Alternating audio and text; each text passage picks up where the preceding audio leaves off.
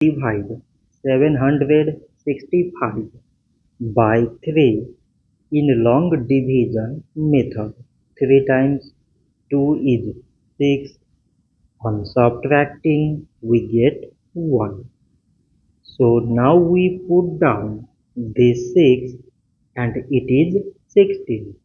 3 times 5 is 15. On subtracting we get 1.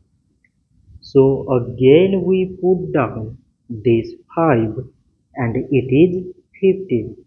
So 3 times 5 is 15. On subtracting we get 0.